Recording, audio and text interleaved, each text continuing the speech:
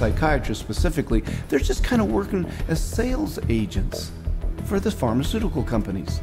There's nothing like another doctor touting the benefits of your drug to drive market share. They're an extended part of the marketing arm of these companies.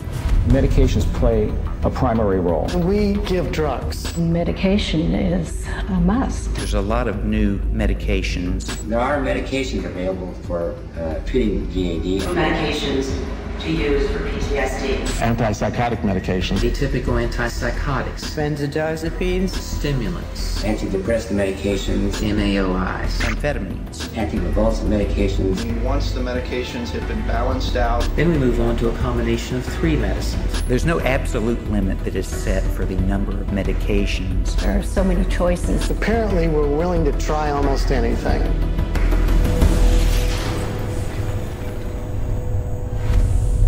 Les psychotropes ne peuvent pas être vendus sans ordonnance. C'est pourquoi les firmes pharmaceutiques embauchent des psychiatres pour promouvoir les psychotropes dans le milieu psychiatrique et médical.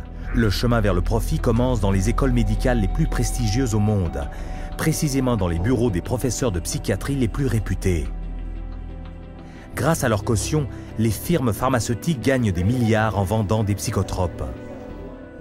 There are a lot of academic psychiatrists especially who have ties to 10 or 15 or 20 different pharmaceutical companies, and so they're making a very large amount of money. Whether they're professors or whether they work at big, medical institutions, those drug companies will make sure that they've got them on the payroll somehow. They'll have this person feed this information to their other peers, but it's all being motivated through monies being funded by pharmaceutical companies. About 40% of the early stage marketing dollars for pharmaceutical companies go straight to these thought leaders, psychiatrists.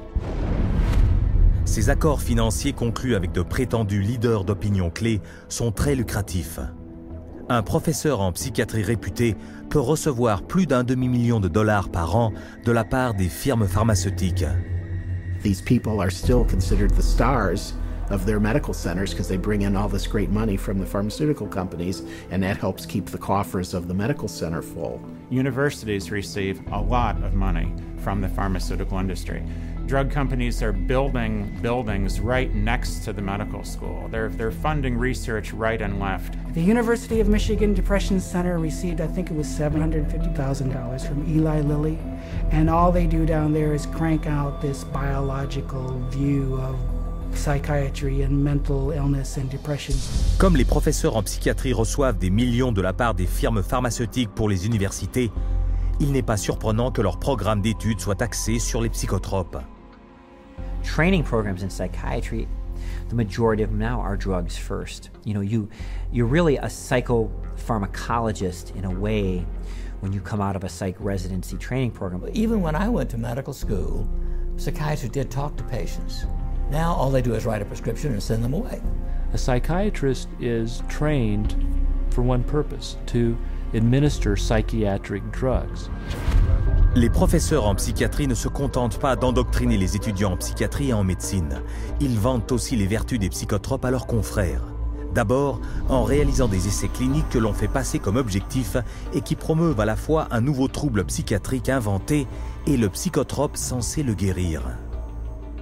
Ces recherches sont diffusées dans des revues spécialisées destinées à leurs confrères et on en fait mention dans les médias. Mais les lecteurs ne savent pas qu'environ 50% de ces psychiatres n'ont jamais participé à ces recherches. One of the most unethical practices we're aware of is ghostwriting of journal articles, where somebody at the pharmaceutical company will write the paper and the academic physician will put his name on it and get it published in a major journal when he maybe changed 3 or 4 words in the whole article, and the article was basically written as a marketing tool by the drug company, and yet this academic puts his name on it as if he's the author. He has had no part in the study, and also he probably hasn't even read the study results, but he is prepared to receive $10,000, $20,000 to put his name at the front of the research, which gives it added authority. Il est si commun de faire rédiger des articles par d'autres en son nom que même le psychiatre qui dirige le département d'évaluation des psychotropes de la FDA signe de tels articles. The average physician picks that up and reads it. He believes it.